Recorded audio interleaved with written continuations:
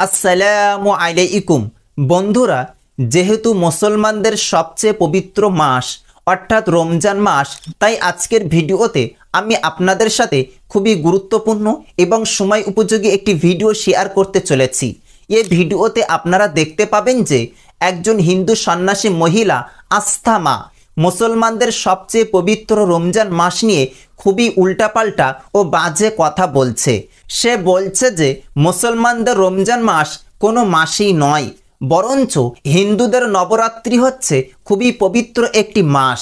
অথচ হিন্দুদের এই পবিত্র অনুষ্ঠানে কোনো মুসলিম ব্যক্তিরা কখনোই অংশগ্রহণ করে না এবং হিন্দুদের সাপোর্ট করে না। এছাড়াও সেই হিন্দু সন্ন্যাসী মহিলাটি হিন্দু সম্প্রদায়কে উদ্দেশ্য করে মুসলমানদের প্রতি উস্কানিমূলক অনেক কথা বলে। আমি আপনাদের সাথে তার ভিডিও ক্লিপটি শেয়ার করতে চাই। আপনারা তার ভিডিও ক্লিপটি দেখুন এবং তার বলা কথাগুলো নিজেই তার মুখে শুনুন। हिंदू पर किसी को वो नहीं आया कि इतने अच्छे पवित्र नवरात्र चल रहे हैं। हम क्या समझते हैं रमजान को? हमारे लिए रमजान क्या है? हमारे लिए कुछ नहीं है। हमारे लिए हमारे पवित्र मेरी माँ माई के नवरात्र चल रहे हैं। तो मैं कहना चाहती हूँ कि तुम्हारे मन में ये तो कभी नहीं आया कि नवरात्रों के ऊपर जाके हम इतने बड़े बड़े हमारे मंदिर हैं, मंदिरों में दिन रात कीर्तन हो रहे हैं, भजन हो रहे हैं, हम पुष्प माला कर दे। कोई आकर मौलाना ने कहा कि मैं जा रहा हूँ, नवरात्र चल रहे हैं, मैं प्रसाद बांट के आऊंगा, मैं अपनी तरफ से 1 लाख रुपया देकर आऊंगा। किसी ने बोला? किसी ने नहीं बोला, किसी ने नहीं बोला। तो आज मैं कहना चाहती हूँ ऐसी मानसिकता वाले लोगों से हिंदुओं बच जाओ। ये तुम भाईचारा, तुम प्रेम, आस्था माँ तो बहुत बड़ा बवाल करती है, आस्था माँ तो लड़ाती है, हिंदू मुस्लिम करती है, और हम भाईचारा, तुम्हारा भाईचारा ये लोग ऐसा निकालेंगे। मैं 50 बार बोलती हूँ कि भाई ये है और चारा हम लोग हैं इनका, और वक्त रहते ये चारा कैसे काटते हैं ये सब तुमको पता है, सारी दुनिया को पता। उसके बाद भी तुम आंखें मूंद लो कबूतर की तरह के, बिल्ली ने मुझे नहीं देखा, बिल्ली ने मुझे नहीं देखा, तो तुम्हारा हाल कबूतर जैसा ही होगा। मैं फिर एक बार कहना चाहती हूँ, कंधों से ऊंची छाती नहीं होती, कंधों से ऊंची छाती नहीं होती, हिंदू धर्म से ऊंची कोई जाति नहीं होती। अगर दिया ही नहीं बचा तो भांति का क्या करोगे? अगर हिंदू धर्म नहीं बचा तो जाति का क्या करोगे? বন্ধুরা, আপনারা হিন্দু সন্ন্যাসী মহিলার ভিডিও ক্লিপটি দেখলেন এবং তার বলা কথাগুলো শুনলেন। এবার আমি আপনাদের সাথে ডক্টর জাকির নায়েকের একই ধরনের একটি ভিডিও ক্লিপ শেয়ার করব, যেটাতে একজন হিন্দু লোক তাকে প্রশ্ন করে যে ভারতবর্ষে যথাক্রমে হিন্দু ধর্ম, বৌদ্ধ ধর্ম, জৈন ধর্ম এবং অবশেষে শিখ ধর্মের উৎপত্তি হয়েছে, কিন্তু এসব ধর্মের মধ্যে কখনো কোনো ভেদাভেদ বা মতভেদ দেখা যায়নি। অথচ ইসলাম এবং খ্রিস্টান ধর্ম 1400 বছর ধরে পৃথিবীতে চলমান আছে, তবুও উভয় ধর্মে সব সময়ের মতো বিরোধ দেখা যায়। আর এমনটা হওয়ার কারণ কি? সেই হিন্দু লোক ডক্টর জাকির নায়েককে আরও প্রশ্ন করে যে ইসলামের শত্রু এবং সন্ত্রাসবাদ ব্যক্তিরা ইসলামকে সব সময় বদনাম করার চেষ্টা করে, আর পৃথিবীর বিভিন্ন জায়গায় মুসলমানদের উপর অন্যায় অত্যাচার হচ্ছে। তাহলে ইসলাম ও মুসলমানদের উপর হওয়া অন্যায় অত্যাচারের এই অপমানজনক বিষয়টিকে কিভাবে প্রতিরোধ করা যায়? বন্ধুরা, এই প্রশ্নগুলোর উত্তরে ডক্টর জাকির নায়েক খুবই সুন্দর এবং যুক্তিসম্পন্ন কিছু কথা বলেছেন। আমি আপনাদের সাথে ডক্টর জাকির নায়েকের সেই ভিডিও ক্লিপটি শেয়ার করতে চাই। আপনারা তার ভিডিও क्लिपटी देखून। सवाल पूछा है कि हिंदुस्तान में पहले हिंदू धर्म आया, हिंदुइज्म आया, फिर बुद्धिज्म आया, फिर जैनिज्म आया, फिर सिखिज्म आया, लफड़ा झगड़ा नहीं हुआ। लेकिन ये जुडाइज्म, क्रिश्चियनिटी, इस्लाम में हमेशा झगड़ा है। क्यों? आप शायद अपने मज़हब के बारे में नहीं जानते। आपने महाभारत पढ़ी? महाभारत पढ़ी आपने? पूरी महाभारत में झगड़ा ही झगड़ा है। बाकी मज़हब के नहीं, अपने आपस में। अगर आप पढ़ते महाभारत, जो एक स्मृति है जो मैं पढ़ चुका हूँ, उसके अंदर कज़न्स, रिश्तेदारों के बीच पांडव 5 और कौरव 100 झगड़ा होता है। महाभारत में झगड़े के बारे में जितने वर्सेस है कुरान मजीद से कई गुना ज़्यादा। अगर गिनेंगे हम, कुरान मजीद गिनेंगे कितने वर्सेस है, महाभारत में कई ज़्यादा है। और जब आप भगवत गीता पढ़ते हैं, भगवत गीता महाभारत का एक हिस्सा है, 18 चैप्टर्स है। भीष्म पर्व के चैप्टर नंबर 25 to 42 को कहते हैं भगवत गीता। और भगवत गीता सबसे ज़्यादा पढ़ी जाने वाली किताब है हिंदू मज़हब में। और यहाँ ये भगवत गीता श्री कृष्ण राय दे रहे, सलाह दे रहे, सजेशन दे रहे, एडवाइस दे रहे अर्जुन को। जब आप पढ़ते हैं Bhagavad Gita chapter number 1 verse number 45-46, Arjun जंग के मैदान में अपने हथियार को जमीन पे रखता है और कहता है श्री कृष्ण से, मैं जंग के मैदान में निहत्था मरना पसंद करूंगा बनिस्बत अपने रिश्तेदारों से लड़ूं। ये कहता है, आपने पढ़ी होंगी। उसके फौरन बाद चैप्टर नंबर 2 वर्स नंबर 2 और 3 में श्री कृष्ण कहते हैं अर्जुन से, अर्जुन तुम इतने बुज़दिल कब से बन गए, तुम नपुंसक कब से बन गए? How have these impurities come in your heart, how have you become important? वो कहते हैं कि क्षत्रिय का धर्म है लड़ना।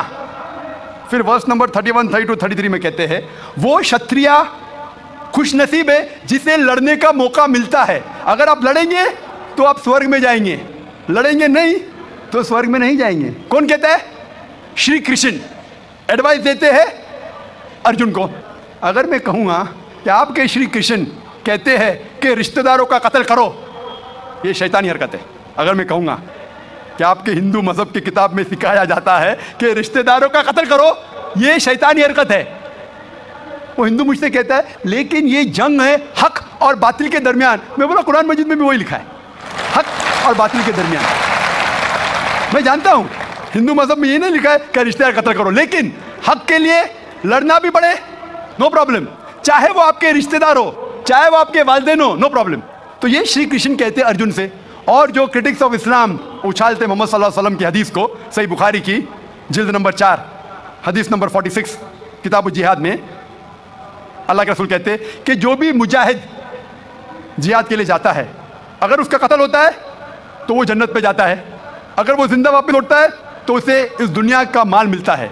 अक्सर क्रिटिक्स इंक्लूडिंग अरुण शूरी इस हदीस को उछालकर कहते हैं कैसा मजहब है, लड़ने को कहता है, मर जाते लड़ाई में तो जन्नत मिलती है, वरना इस दुनिया की दौलत।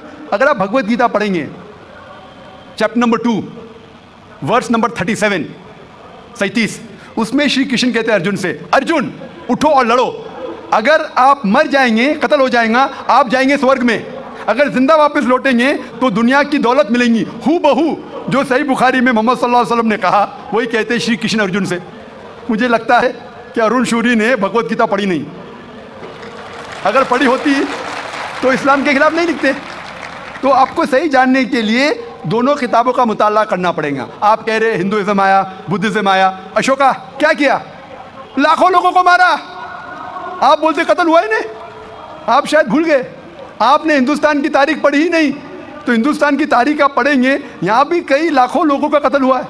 ना ही सिर्फ महाभारत के अंदर लिखा है, आप देखेंगे अशोका फिर वो दुनिया को त्याग करता है और फिर वो संत साधु बन जाता है, लेकिन पहले तो कत्ल किया किसने? तो आप देखेंगे हिस्ट्री में यहाँ भी कत्ल हुआ, जुडाइज्म में भी है, क्रिश्चियनिटी में भी है, इस्लाम में भी है। जहाँ भी आप देखते कुछ जगह जो झगड़ा हुआ, लड़ाई हुई, वो हक और बातिल के दरमियान, सही है। और कई जगह आप देखेंगे मासूम लोगों का कत्ल किया गया। आप जानते हैं in the history of the world in the name of religion, मजहब के नाम पे जो सबसे ज्यादा कत्ल किए वो क्रूसेडर्स ने, ईसाईयत के नाम पे लाखों लोगों को कत्ल किया, ईसाईयत के नाम पे। अगर आप देखेंगे एक शख्स जिसने सबसे ज्यादा कत्ल किया दुनिया में, कौन है? सबसे ज्यादा कत्ल किसी किया दुनिया में? हिटलर जूस का कत्ल किया, 6 मिलियन, कितने 60 लाख लोगों का कत्ल किया। मैं ये नहीं कह सकता हूं कि ईसाईयत गलत है। अगर हिटलर ने 60 लाख यहूदी का कत्ल किया, मैं ये नहीं कह सकता हूं कि ईसाईयत और बाइबल ये सिखलाती है।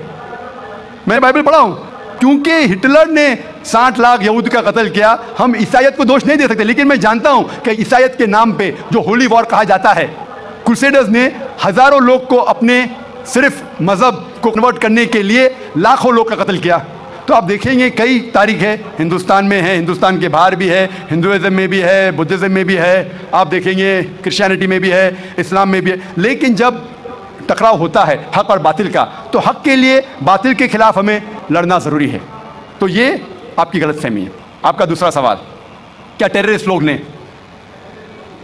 कुछ टेररिस्ट लोग ने इस्लाम को बदनाम किया है और आपने कहा कि हम अच्छा काम कर रहे हैं, हक को फैला रहे, अमन को फैला रहे।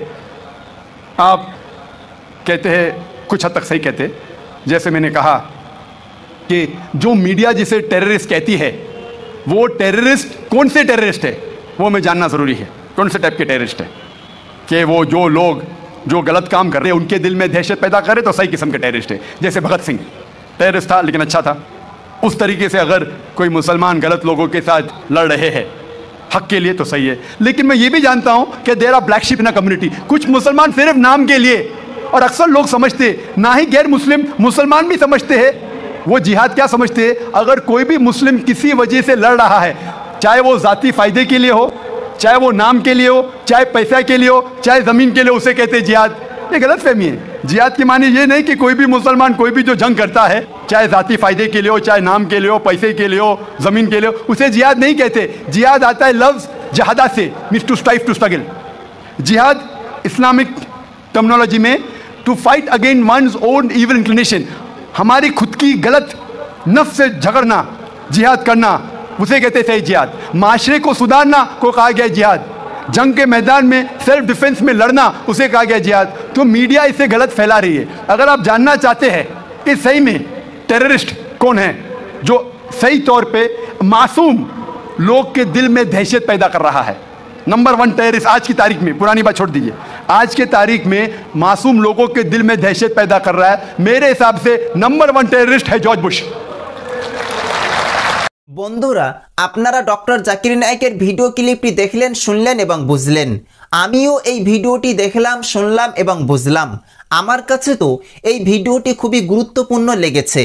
আপনাদের কাছেও যদি এই ভিডিওটি খুবই গুরুত্বপূর্ণ বলে মনে হয় যে অন্য মানুষকে জানানো দরকার, তাহলে এই ভিডিওটিতে একটি লাইক দিয়ে সোশ্যাল মিডিয়ার সমস্ত জায়গায় শেয়ার করে সকলকে ও সকল মুসলিম উম্মাহকে দেখার সুযোগ করে দিন।